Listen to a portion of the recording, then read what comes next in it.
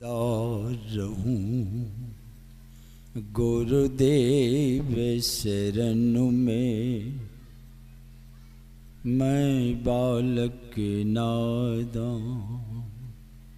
कृपा सिंधु तुम हो गुरु, दूर करो अज्ञान। कृपा सिंधु तुम हो गुरु, दूर करो अज्ञान। सद्गुण संपन्न समस्त महात्मा गण को सत सत नमन है। नमन है सद्य गुणों के प्यारे सज्जनों को, माताओं और बहनों को भी हार्दिक नमन है।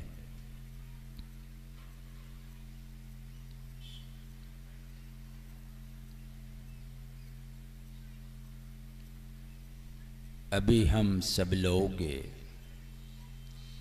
बहुत देर से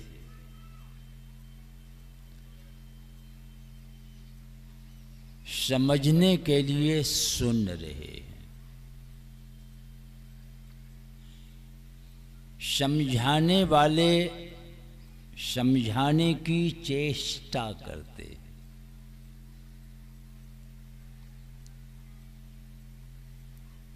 पर अरबों वर्ष बीत गए, अरबों अरब लोग आए इस धरातल पर। इन अरबों लोगों में लाखों लाख लोग हुए हैं समझाने वाले, और ये सब के सब क्या बोले हैं। सब के सब यही बोले कि बोलने में नहीं आता है।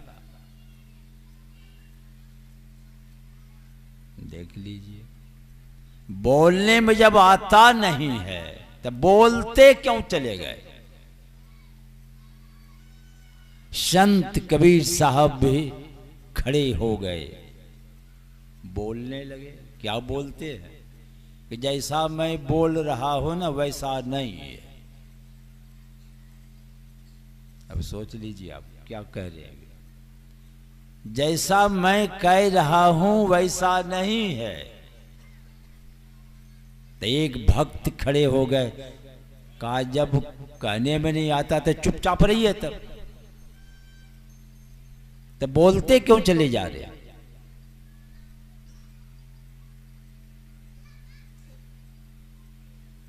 जब बोलने में नहीं आता है, आप गए दिल्ली और आप लौटे हैं, अब किन्हीं को समझाने लगे।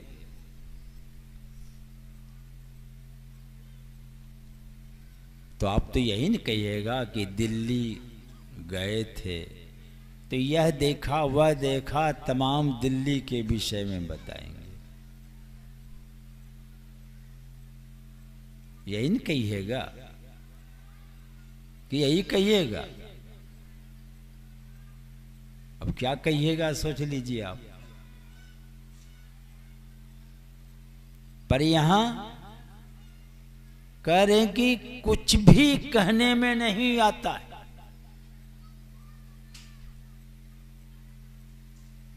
तो कहा चुप रहिए, तो चुप हो गए।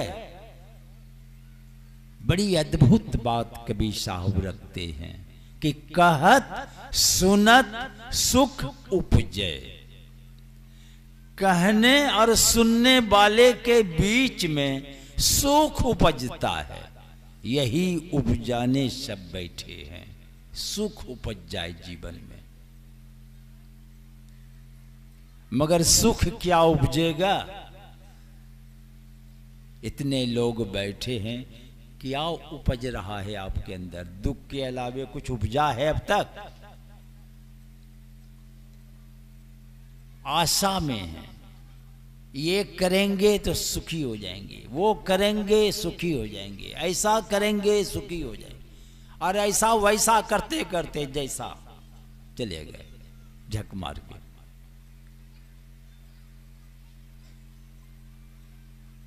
पर कबीर साहब क्या कह रहे हैं? कहत सुनत सुख उपजय, आरु परमारथ होय।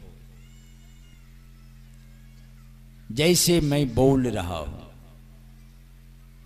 आप सुन रहे हैं। सुनने से क्या होता है? प्रेरणा मिलती है, मन में एक जोश होता है। आखिर वो कैसा है पता लगाना चाहिए। यह बात जिसके अंदर घुस जाएगी, क्या वो हाथ पर हाथ रखकर बैठा रहेगा? वे कदम बढ़ाएंगे और चलते हुए जब उस मंजिल पर पहुंचता है, वे भी जब लौटते हैं तो यही बात दोहराते हैं कि कहने में नहीं आता है। हमारे परमाराध्य गुरुदेव जीवन पर्यंत बोलते रहे। क्या बोलते रहे? कि प्रभु वर्णन में आबे नहीं, या कहिए प्रभु बोलने में आबे नहीं।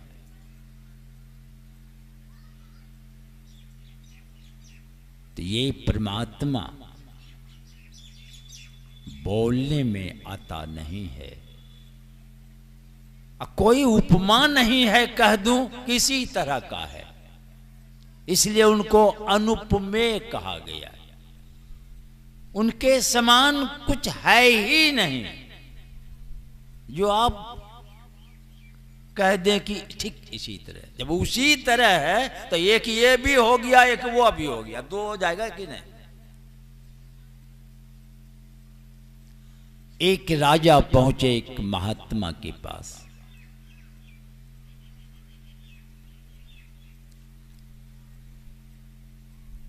और एक वृक्ष के नीचे बैठे राजा हाथ जोड़कर प्रार्थना करते कि महाराज, बहुतों से मैंने पूछा कि परमात्मा कितने हैं,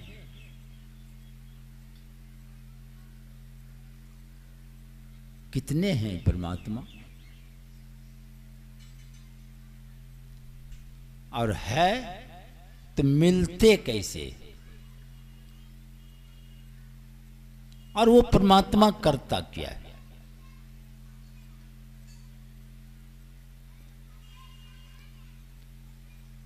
तो महात्मा जी कहते हैं, यह उत्तर अकेला सुनना चाहते हो कि सारी प्रजाओं के बीच ये उत्तर दिया जाए? तो राजा सोचने लगे कि अकेला से तो अच्छा है कि सारे समूह को ये ज्ञान मिल जाए।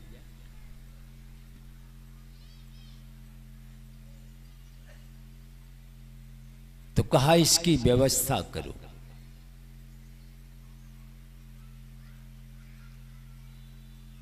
इसकी व्यवस्था करो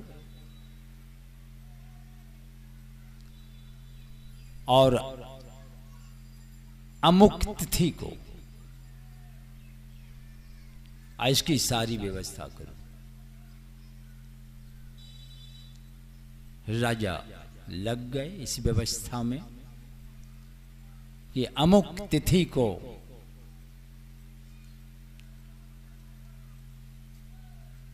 सारी प्रजा जितने हैं सब एकत्रित यहां होंगे।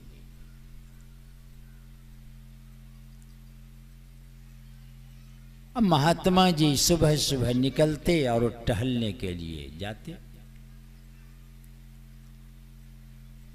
एक किसान से मुलाकात हुई तो किसान से कहा, और किसान बहुत सरल, महात्मा की बड़ी सेवा करते। तो महात्मा जी किसान से कहते हैं, एक हमारा काम कर दोगे? का क्या काम है महाराज? हाँ कर देंगे। क्या आदेश है? कहा समय आने पर मैं कहूंगा।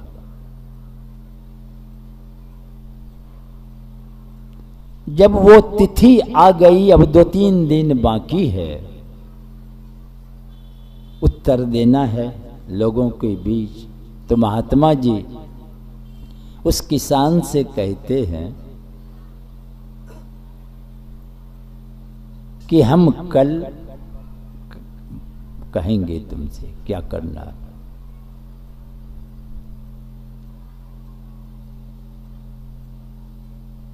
तो कल अब उत्तर देना है। महात्मा जी किसान के पास पहुंचते, कहा देखो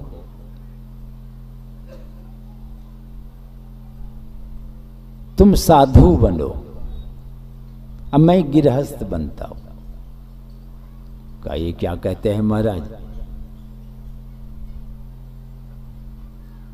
ये आप क्या कह रहे हैं, हम साधु बनेंगे और आप किसान बनिएगा, गृहस्थ।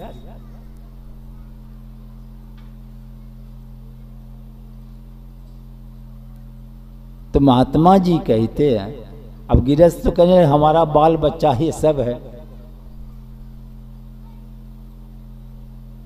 तो महात्मा जी कहते हैं कि साधु होने के लिए मैं नहीं कह रहा हूं, साधु बनने के लिए कह रहा हूं। समझ रहे हैं बात?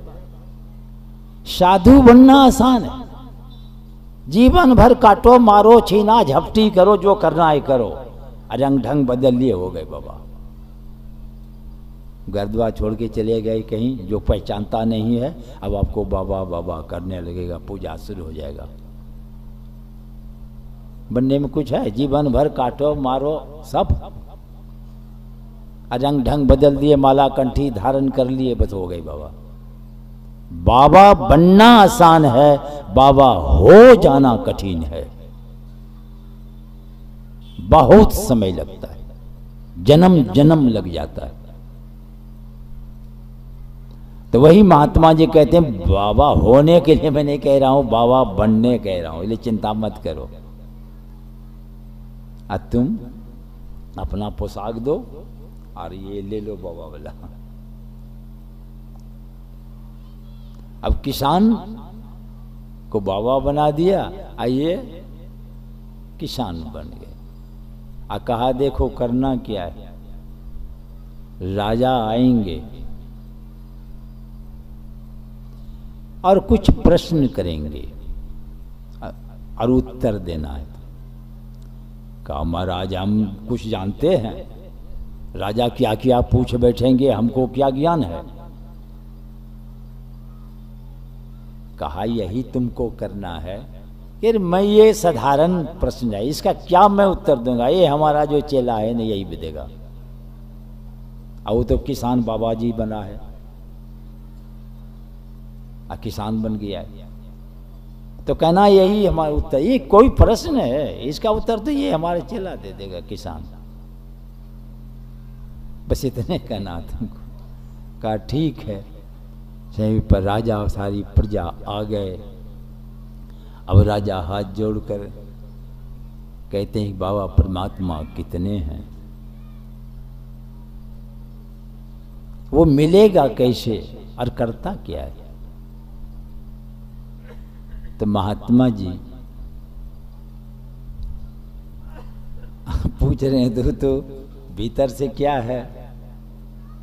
तो कहते हैं ये कोई प्रश्न है, ये तो एकदम साधारण प्रश्न है, मैं इसका क्या उत्तर दूं। ये तो ये हमारा देखो चेला है,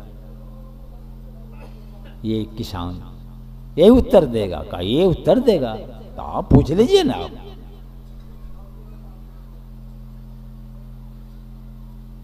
तो राजा पूछते हैं तो कहते हैं आप कुछ स्वर्ण मुद्रा जो सिक्का है आप वे मंगावे। राजा है, देरी किया,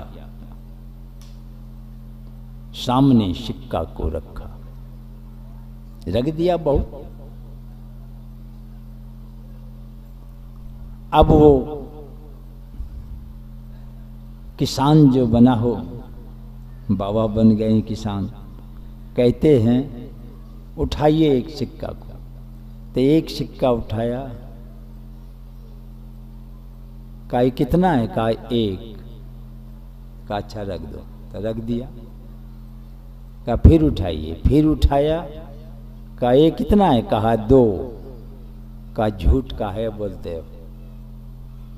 झूठ का है? कहा महाराज ये झूठ कहाँ बोले? आई थे वो, ये दो है। कहा दो है कि एक है? हाथ में एक न है। कहाँ है तो एक। तो दो काहे बोलते हो? दो है, दो देख रहे हो, देख रहे हो एक, अब बोल रहे हो दो। अब तो राजा पड़ गए फेर में। अभी हाथ में तो एक है, तो कह रहे हैं कि ये एक न है हाथ में। कहा के हाँ, तो दो बोलते हो, रख दो। फिर कहा उठाने दे। कहा उठाया। कहा ये तीन। कहा देखते हो ये तीन है कि एक है? एक देख रहे हो और तीन बोल रहे हो। समझ में आ रही बात? एक ही है वो एक, और हम लोग मान लिए हैं दो तीन चार पांच चल रहा है, मगर है एक। वही एक सब में घुसा हुआ है एक का एक है वो।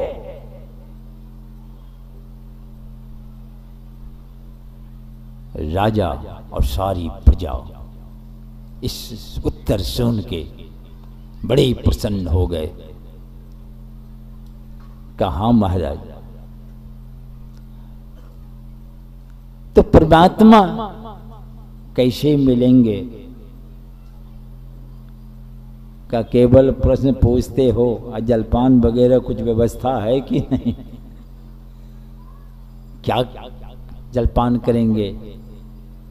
का दूध ले आओ। तो तुरंत एक कटोरा दूध आया, माँ किसान के हाथ में पकड़ा दिया। वे हाथ डाल के खोज रहे हैं। कल का क्या खोज रहे हो? का इसमें घी खोज रहा हूं मैं। सुनाऊं, दूध में घी होता है, कोई घी खोज रहा हूं। कहा महाराज ऐसे घी नहीं मिलता है। तब कैसे मिलता है? इसको गरम करके जमाना पड़ता है, मथना पड़ता है, तब मक्खन निकलता है, तब कड़काने पर घी निकलता है।